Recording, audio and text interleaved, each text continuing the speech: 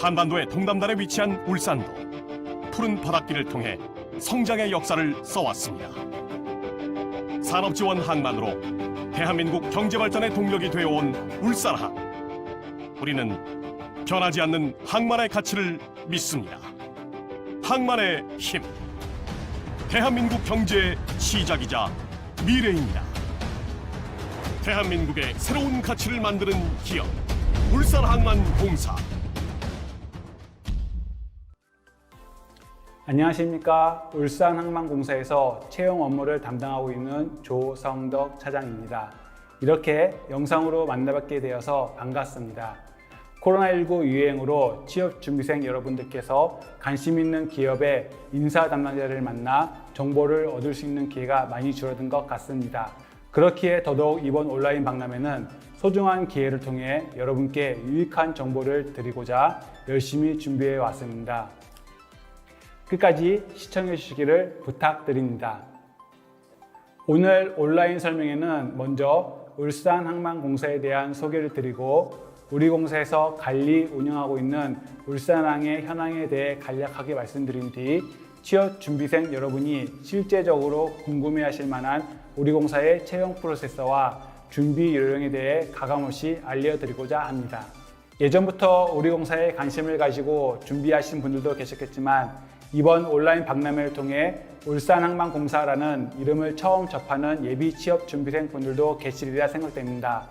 울산항만공사를 생소해 하실 여러분들을 위해 우리 공사의 설립 목적부터 재무, 예산 현황까지 간략하게 말씀드리겠습니다.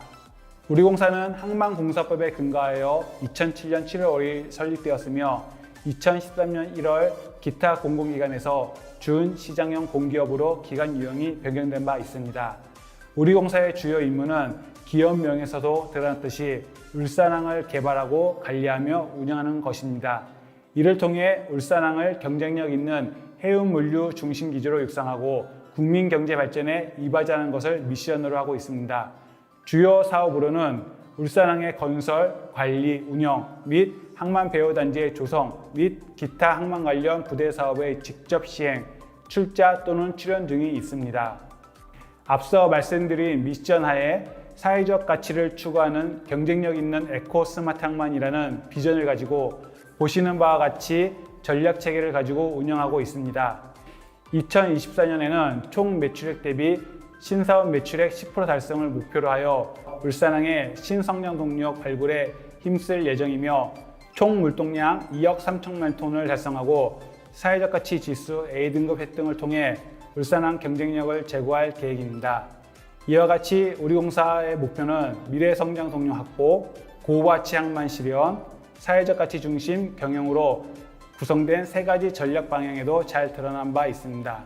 기업의 비전과 전략 체계는 그 회사의 근간이라 할 수 있기 때문에 우리 공사에 관심을 가지고 계신 분들이라면 이 내용을 꼭 기본적으로 알고 가시기 바랍니다.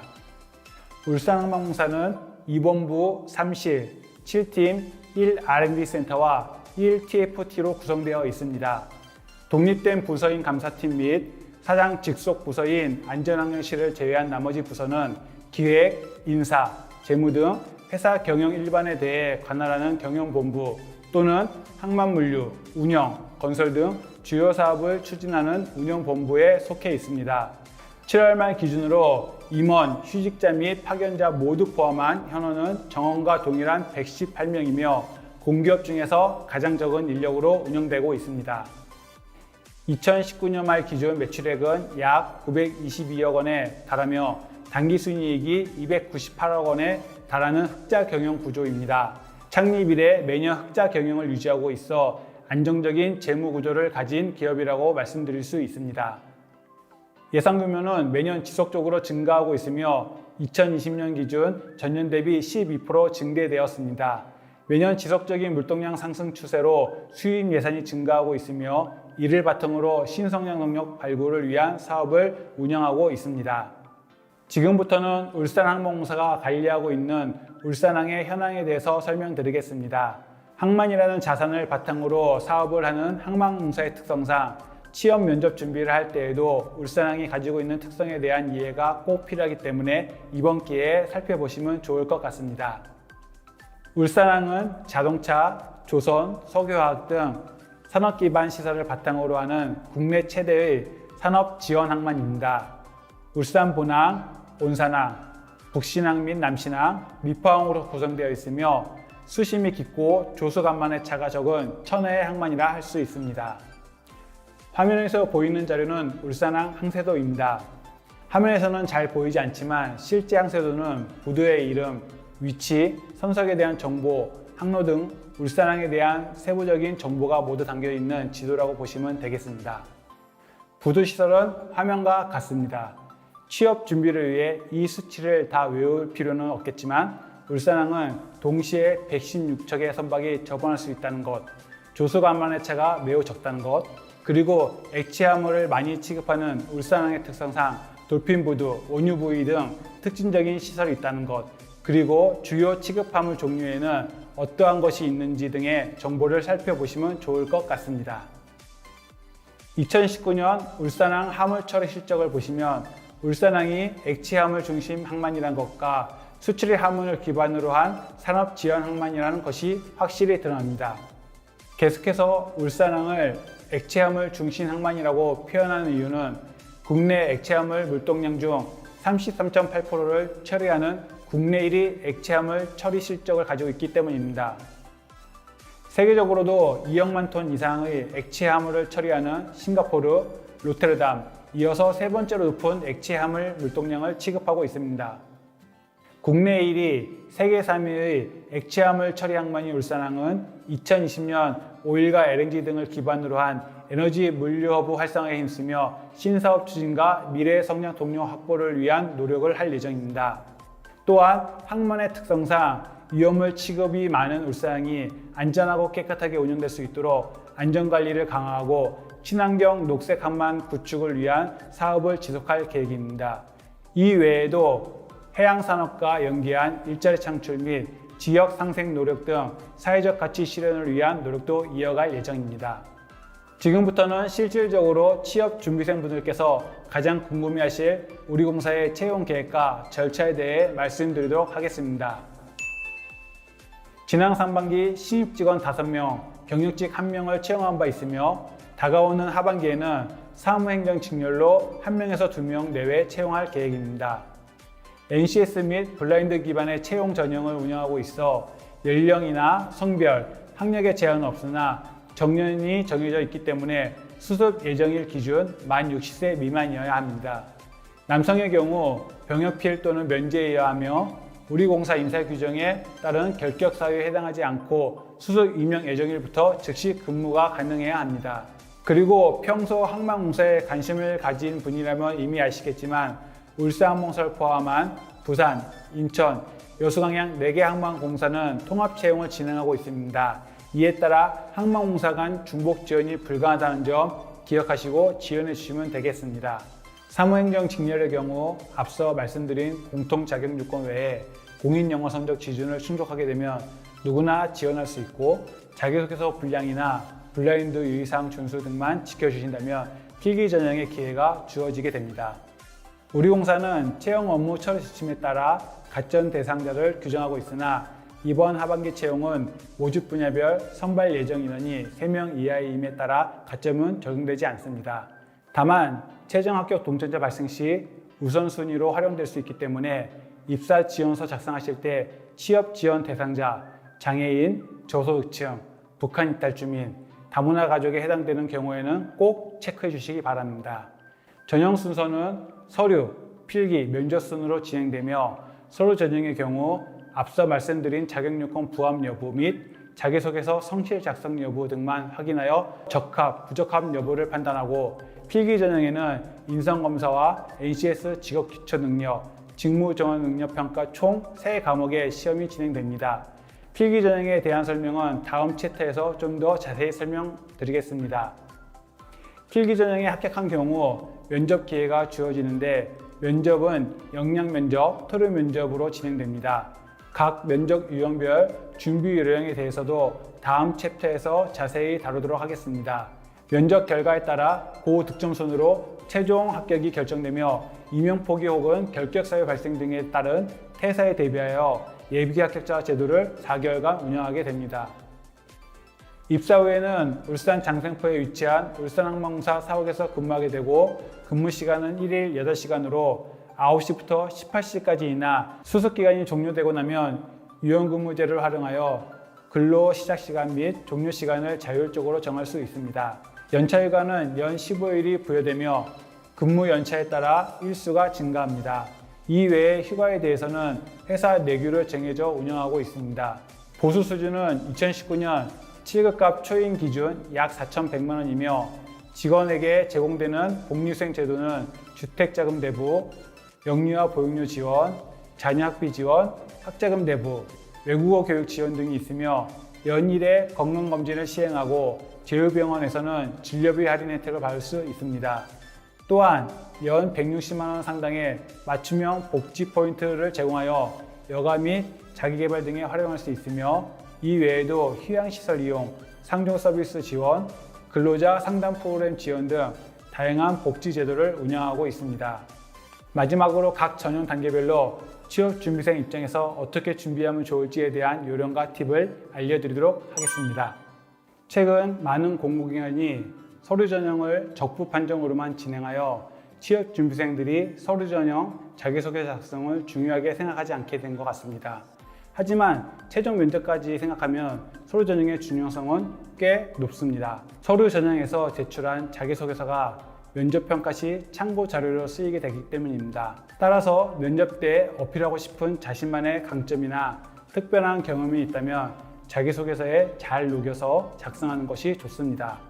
또한 아무리 적부 판정이라 해도 자기소개서 분량 미달이 되거나 동일 내용을 의미 없이 반복한다거나 기본 지원 자격 요건을 충족하지 못하게 되면 필기시험에 응시할 수 없게 되므로 사전에 지원 자격 및 유의사항을 잘 숙지할 필요가 있습니다. 본격적인 채용 일정이 공개된 후에 필기 전형 준비에 집중할 수 있도록 서류에 대한 준비는 공고 전에 미리 진행하는 것이 좋습니다. 채용 담당자 서류심사위원은 수백 장, 수천 장의 자기소개서를 마주하게 됩니다. 여기에서 한 줄이라도 기억에 남게 하려면 제목만 읽어도 핵심을 알 수 있도록 두 가지식으로 작성하는 습관을 들여야 합니다. 그리고 누구나 언급할 수 있는 평이한 강점보다는 대민 업무 관련 기획 능력이 뛰어나다와 같은 구체적이고 차별화된 강점을 발굴하여 작성하면 좋습니다. 그리고 이를 뒷받침할 수 있는 사례를 통해 신뢰도를 높이는 것이 필요합니다. 하지만 이 모든 이야기의 결론은 결국 이런 내가 회사에 어떻게 기여할 수 있는 것이다 라는 방향으로 가야 합니다. 나에 대한 팩트 나열이 아닌 그것을 활용해서 앞으로 어떻게 할 수 있겠다는 식으로 기술하는 것이 좋습니다. 다음으로 필기 전형의 첫 단계인 인성검사에 대해 말씀드리겠습니다. 사실 인성검사는 정답이 있는 시험이 아니기 때문에 본인에 대하여 솔직담백하고 일관성 있게 답변하는 것이 핵심입니다. 일정한 적합 기준만 넘기면 되는 시험이기 때문에 깊게 고민하여 자신을 포장하게 되면 오히려 일관성이 떨어지거나 시간이 부족해질 수 있으므로 꾸미지 않는 자신의 모습을 그대로 답변하는 것이 가장 좋을 것 같습니다. 직업 기초 능력 평가부터가 실제적인 필기 전형에 대한 준비라고 보시면 될 것 같습니다. 직업 기초 능력 평가 NCS를 공부하는 가장 좋은 방법은 기본서를 통한 영역별 개념 학습 후 최대한 많은 문제를 풀어보며 유형을 빠르게 캐치하는 연습을 하는 것입니다. 일주일에 3회 이상, 1회 약 4시간과 같은 학습 횟수 시간을 정하여 새로운 문제를 풀고 오답 노트를 정리하며 학습하는 것이 좋습니다. 사실 NCS 문제는 누구나 시간을 오래 주면 풀 수 있는 문제이지만 한 문제당 1분 내외의 시간 안에 풀어야 하기 때문에 어려운 것입니다. 즉, 시간 싸움이므로 주어진 시간 안에 문제를 얼마나 신속하고 정확하게 푸느냐가 고득점의 관건이라고 할 수 있습니다. 반복적인 문제풀이를 통해 보는 즉시 풀어야 하는 유형과 시간 여유가 있을 때 돌아와서 다시 풀어야 하는 유형의 문제를 구분하여 우선순위를 빠르게 판단하는 연습이 필요합니다. 특히 복잡한 표나 그래프, 범위가 큰 숫자가 나오는 계산 문제는 출제자가 일부러 시간 허비를 유도하기 위해 출제한 문제일 가능성이 높으므로 현혹되지 말고 넘긴 다음 다른 문제를 먼저 풀고 난 후 다시 돌아와 푸는 것이 좋습니다. 필기 전형의 마지막 과목인 직무종합능력평가에 대해 설명드리겠습니다. 우리 공사의 직무종합능력평가는 다른 기관에 비해 과목 수가 많은 편이나 그만큼 난이도 자체는 평이한 수준입니다. 범위가 방대하기 때문에 상세한 부분까지 세세하게 학습하기보다는 전반적인 개념 및 핵심 내용을 정리하는 것에 중점을 두어야 하며 어느 한 과목이라도 완전히 포기해서는 합격점을 얻을 수 없음을 기억하면 좋겠습니다. 직무종합능력평가는 학습량에 따라 좋은 결과가 도출되므로 과목의 성격과 난이도에 따라 효율적으로 시간을 낭비하여 체계적인 공부를 하는 것이 필요합니다. 좀 더 자세히 각 과목별 학습 팁을 알려드리자면 먼저 경영학은 비전공자인 경우 이론학습 선행이 필요하지만 이때 회계 분야 등 진입장벽이 높은 과목보다는 인사, 마케팅 등 일반 경영학 분야를 집중적으로 학습하는 것이 더 효율적입니다. 어느 정도 이론학습이 되었거나 경영학을 전공한 지원자의 경우 시중에 객관식 경영학 문제집 위주로 반복 학습을 통해 대비할 수 있습니다. 경제학은 방대한 범위에 비해 실제 출제 문항수가 5문항 내외이기 때문에 경제 흐름 등 개념 정리에 집중하는 것이 좋습니다. 항만법과 항만공사법은 항만공사 채용에만 있는 독특한 과목이기 때문에 지원자들도 준비에 가장 어려움을 많이 느끼는 과목인 것 같습니다. 사실 법령의 경우 법령 본문에 대한 숙지가 필수이기 때문에 가장 먼저는 국가법령 정보 시스템을 통해 각 법령 및 법령에 따른 시행령, 시행규칙을 찾아 그 용어와 조항에 대한 이해 및 암기가 필요합니다. 숫자 등을 바꿔서 출제하는 등 세세한 부분에서 출제될 수 있기 때문에 꼼꼼한 암기가 필요하다고 할 수 있습니다. 한국사의 경우 한국사 검정능력 시험 1급 수준의 문제라고 생각하시면 되고 기존 검정시험 기출문제를 반복적으로 풀이하여 대비하면 좋을 것 같습니다. 마지막으로 물류계류 및 국제물류로는 시중에 판매되는 물류관리사 자격증 문제집 위주로 1과목 및 5과목을 반복적으로 풀이하는 방안으로 학습하는 것이 좋습니다. 별도의 개념 정리를 하기에는 시간이 너무 많이 들기 때문에 문제를 풀고 오답 정리하는 과정에서 개념을 익혀나가는 것이 효율적입니다. 채용 전형의 마지막 단계인 면접 전형입니다. 앞서 말씀드린 것처럼 울산항만공사의 면접 전형은 역량 면접과 토론 면접으로 진행됩니다.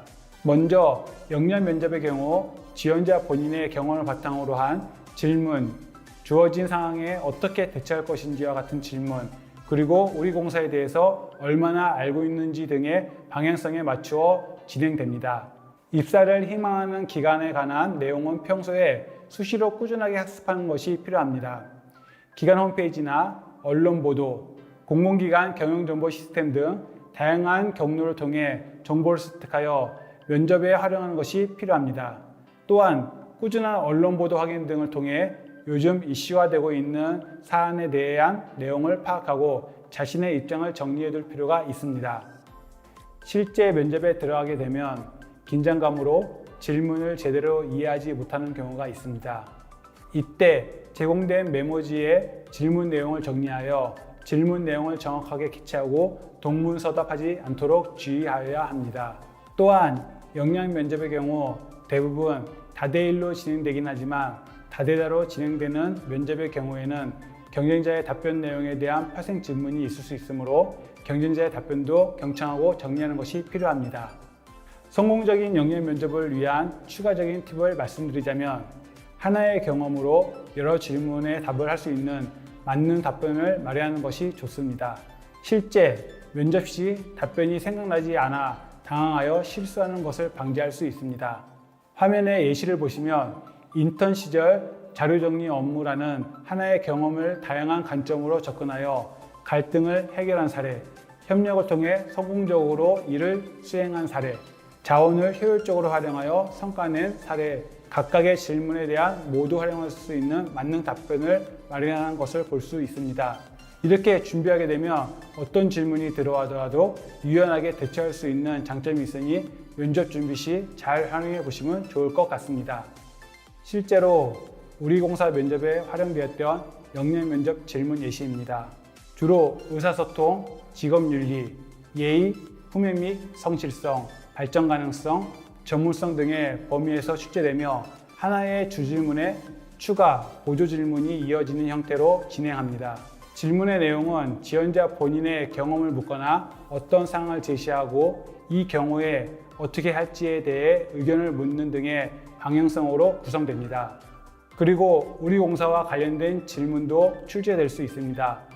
가령 우리 공사의 핵심 가치 또는 인재상이 무엇인지를 물어보며 우리 공사에 대한 이해도를 파악함과 동시에 본인의 경험과 사례를 연결하여 이해하게 함으로써 지원자에 대해서도 파악할 수 있는 질문 등이 나올 수 있습니다.